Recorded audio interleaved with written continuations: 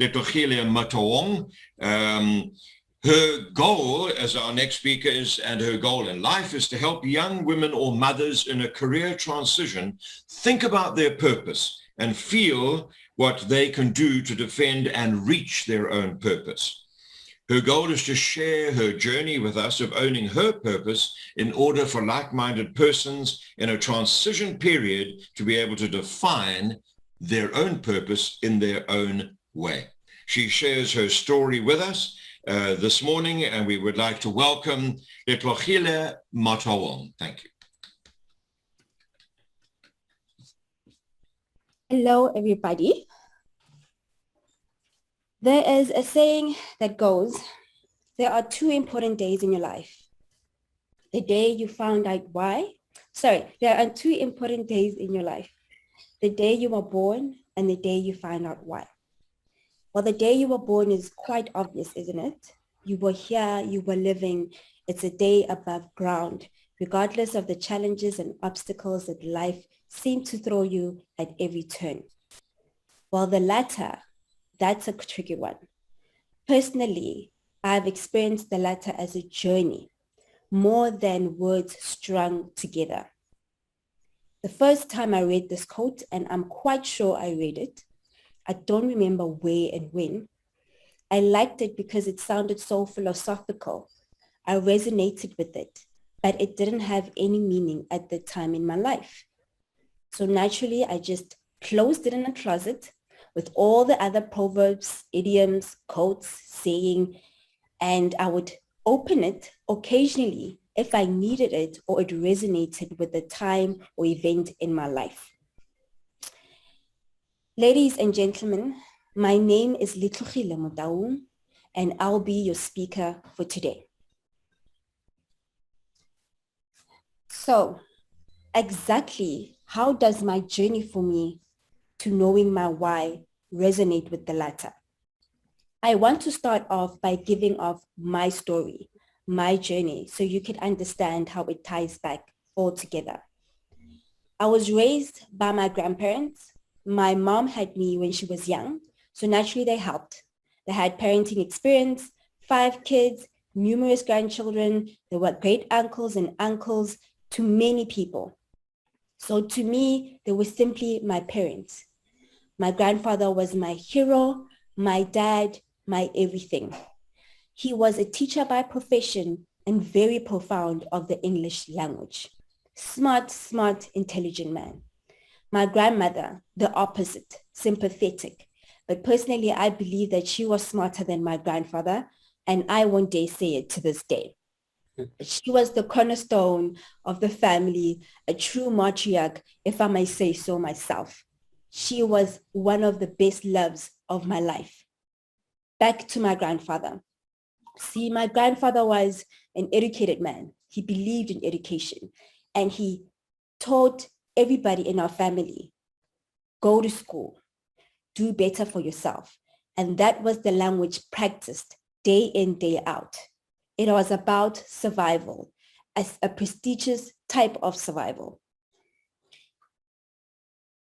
I want to also talk about my uncle.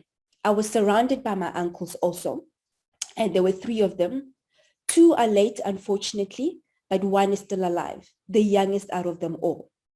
So this particular youngest uncle is the one that I grew close to.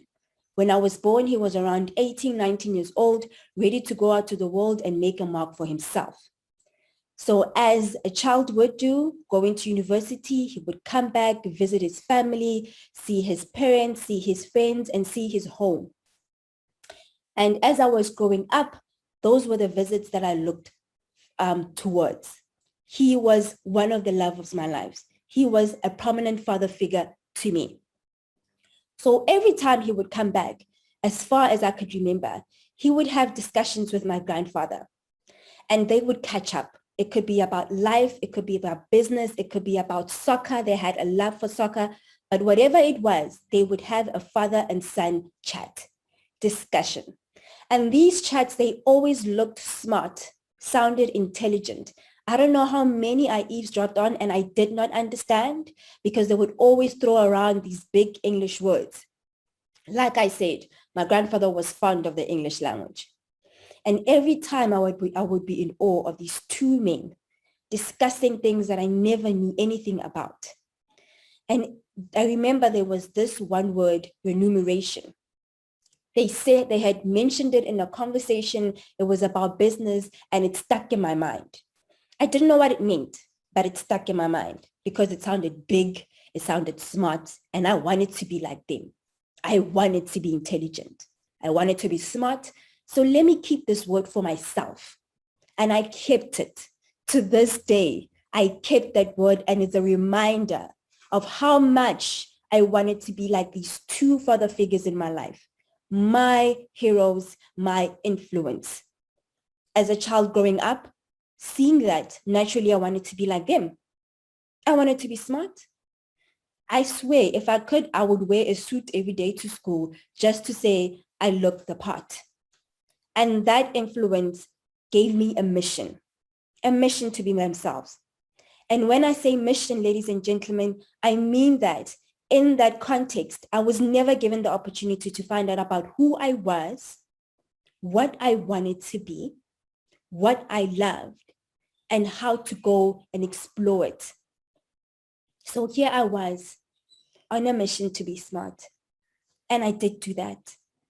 Went to a top tier university, worked at a big corporate job, but somehow I was still unhappy.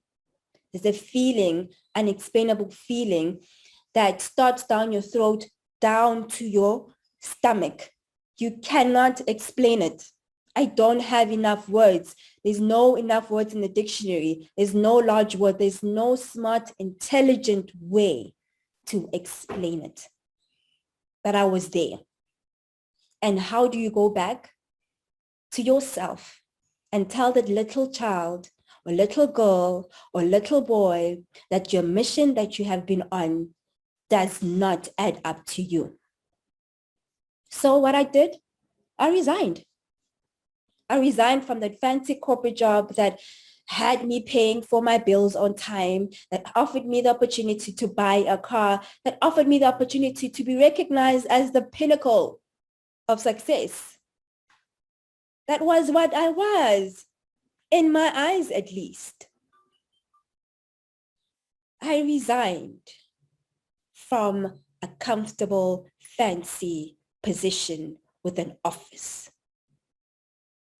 What did I do? I did nothing. I asked for my pension. I blew it within 4 months. The smartest thing was paid my car a year in advance so that I didn't have to worry about it. And not because to give me some time to look for another job. No, simply because I did not want to worry about paying for a car. I wanted to drive to other provinces and enjoy life. And boy, I did. I enjoyed life. For 4 months. For 4 months, that's it. The money ran dry and I had to find another job. I did, naturally. And that feeling crept up. It came back. Bit by bit, it came back. What did I do? Well, lo and behold, I fell pregnant. I fell pregnant. And that was the happiest moment in my life. I had something to be happy about in this environment that kept eating up on me. Bear in mind, I was that little girl that still was tied to the mission. I did not know how to look for myself and to explore what I loved. So I sat in that mission. That was how I identified myself. So yes, I took my pregnancy and celebrated it, took it to the wind, and defined it as my happy place. And she is my happy place. And when I mean she, I mean my daughter. I gave birth July 2020 to a beautiful, healthy daughter. And in that moment when I gave birth, there was an overwhelming feeling of protection. And one of the goals for that protection was to make sure that she would have the opportunity to find out who she is and not fit in with the world. And yes, there was an admission to myself that I wanted to become a speaker, that I am a speaker. Yes, I'm not the best yet, but I will be. I will work towards it. And why? Because it fuels me up. It gives me this feeling of belonging. It is where I meet my type of God. It is where when I walk, I know what faith is. I meet myself on different levels every time I speak when I have an audience. It might have been when I was giving a speech at my late uncle's unveiling and I stood on a pulpit. I swear that day I told my mom I needed to be a pastor because I couldn't explain the fire burning inside. Or the time I was speaking at an organization that I worked for about youth empowerment. And yes, I had the facts, but the words kept spilling out. I swear to myself, I thought I had to be a social entrepreneur. Or it's the time I gave a speech at a different organization at their anniversary, talking about the importance of owning your dream. But that time was different. I didn't swear on anything. I validated myself. I told myself when I speak, people will listen. People are listening, and that is my purpose. My purpose is not tied to something great, a self-act that shows you that it's tangible. It's not about maybe a doctor working with Doctors Without Borders. I'm not Mother Teresa. I'm not defined as Princess Diana. It is attached to the feeling inside. It doesn't have a big evidence that you can feel, that you can see, that you can touch, that you can point to. It's not tied to what society thinks. It's what defines purpose. It is tied to a definition that lights me up from the inside. That is my purpose. My purpose is to become a speaker, to have an audience that I can speak to. My purpose is to make people listen. And like I said, I might not be the best now, but I'm coming to that. So when you wake up in the morning and somebody says, no, it doesn't fit in, or no, it does not make sense, agree. It does not fit in. It does not have to make sense. It was not about it making sense to anyone in the first place. It is about you, how you feel when you wake up, that fire burning. I still can't explain it, but I love it. And that's my purpose. And that's how I define it. I define it down to a feeling.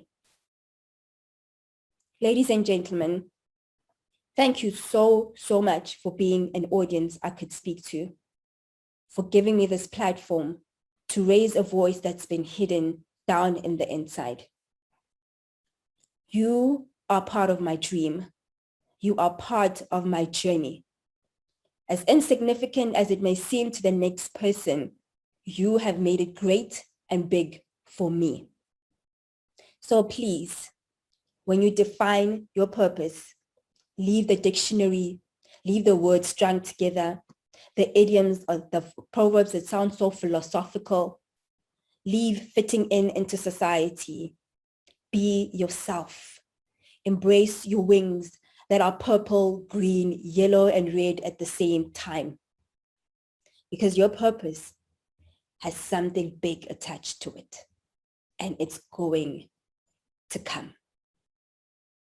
I will leave with a quote that I really love.